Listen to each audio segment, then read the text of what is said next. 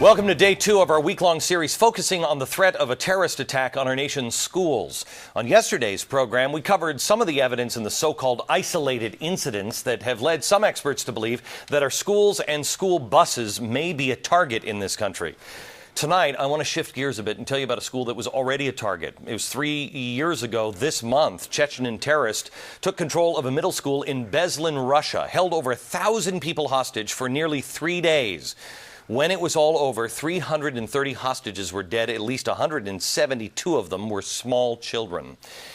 If you are anything like me, that's probably the extent of what you know about Beslan. Unfortunately, there is so much more that has been covered up and not told.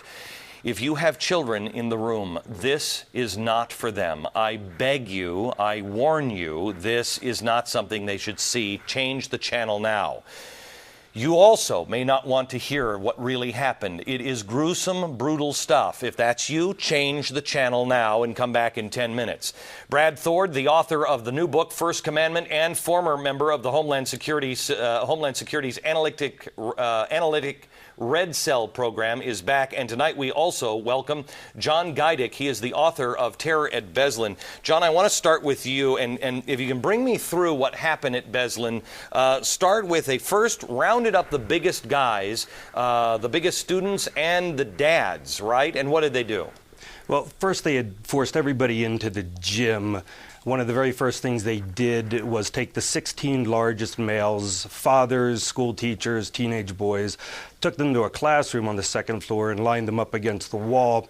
We did see the film that they had shot when they did this, shot them all to death and dumped their bodies out the second-story window where they would lie there through the days of the siege. Even as they were doing that, the terrorists in the gym with the 1,200 hostages went off on an animalistic, feral rage like nothing anyone had ever seen before. One of the dads tried to calm the kids down after they killed the 16, right? Well, in the midst of beating children, they started raping some of the older teenage girls. The hostages were starting to panic. One father did attempt to calm everyone down, and he was shot in the head for his efforts. I don't want to be sensational here, but I feel it is important that America understands that this is really the only thing that I've heard that is even comparable that man has done to man is Holocaust kind of stuff. I don't want to be sensationalistic here, but to say that some of the children were raped really doesn't describe it. Can you, without being graphic, can you give us some idea of what for 3 days some of these girls went through? Sir, I don't know if I can do it without being graphic. Again, a number of the older teenage girls were raped. Some were raped with the barrels of AK-47s. For 3 days, these hostages were made to sit inside a sweltering gym with temperatures well over 100 degrees. They had no food. They had no water. They had to relieve themselves where they sat. Mothers stripped kids naked. Adults were stripped down to barest underwear. The mothers were capturing urine in their purses and shoes and anything else they had that would hold fluid. They'd pour it on the children to keep them cool. They'd make them drink it. And the situation got so dire to the point where one girl passed into unconsciousness, wet herself, and children were trying to suck the urine out of her dress. Brad, who are these people? I mean, we were told these were Chechen separatists. I don't think I've ever, when I learned what really happened, I got to tell you, I don't think I've ever heard anything so bad. Glenn, since 1995, Al-Qaeda has been organizing everything that's been going on through Chechnya and in Russia. These are Al-Qaeda operatives. They were Al-Qaeda groups. There were men from Chechnya and then men from outside Russia who were part of this siege at Beslan. And the big thing we need to remember here, Glenn, is that Osama bin Laden has told us, what I have visited upon Russia, I will visit upon America 100-fold. This is a dress rehearsal. We've just heard from the expert on it, and if we don't protect ourselves here, it's coming to America. When we think of what happens in American schools, even Columbine, we think of that as a horror. John, that doesn't even begin to describe what could possibly be coming our way here. No, absolutely not. And directors of the group I work with were involved in the Columbine investigation. I was at the Bailey School, I was at the Virginia Tech Norris Hall to do an assessment. And as horrific as those events are, and you can never diminish the horror involved with them, none of these even begins to approach the level of degradation, of murder, of horror visited on hostages by committed terrorists who are targeting children in schools, not only in Russia, but around the world. America, you need to understand this one thing. They're doing this for a reason. They are going this extra mile for a reason, and I think it's tomorrow, Brad, isn't it, that we describe why Correct. This is happening? But you're not being told this in America. Nobody is being told this in America because it is horrifying.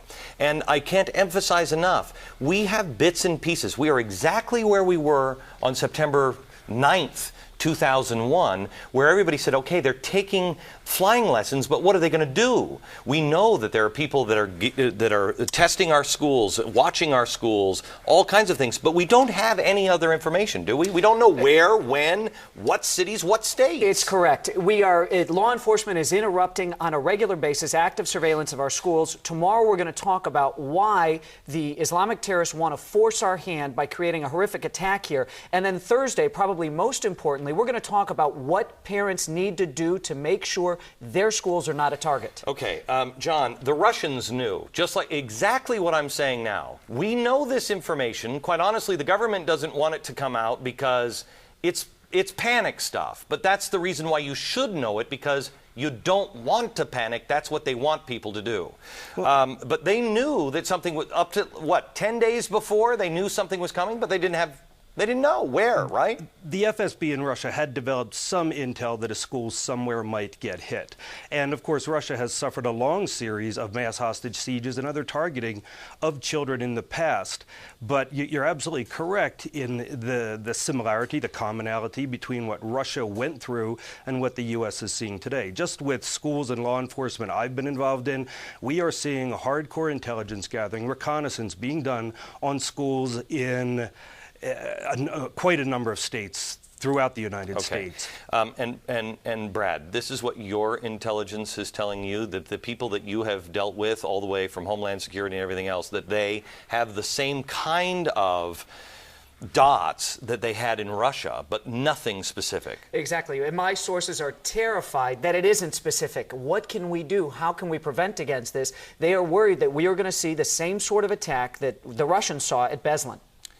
And this is, they believe, also part of what was supposed to be the perfect day in Russia?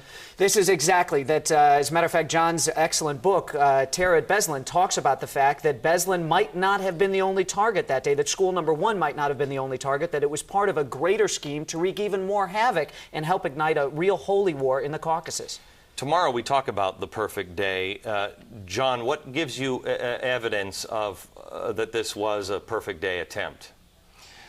Well, certainly, much like we're getting from al-Qaeda and related groups here in the United States, they told the Russians, they told them over and over what they were going to do if the Russians did not make the concessions they wanted. The United States is in exactly the same circumstance, certainly and Tom Ridge, when you were flying back from Beslan, you emailed Tom Ridge and said, I want to meet with you, but did you ever hear back from him? Our organization had a direct pipeline to one of the top people under Secretary Ridge, and we did offer to fly out there at our expense and brief him, since he had reported to the news media that all the information Homeland Security was getting was through mass media sources. All right, John, Brad, we'll see you tomorrow night, Brad. Please don't miss tomorrow's episode. We'll tie it all together on why they're doing something like this, possibly.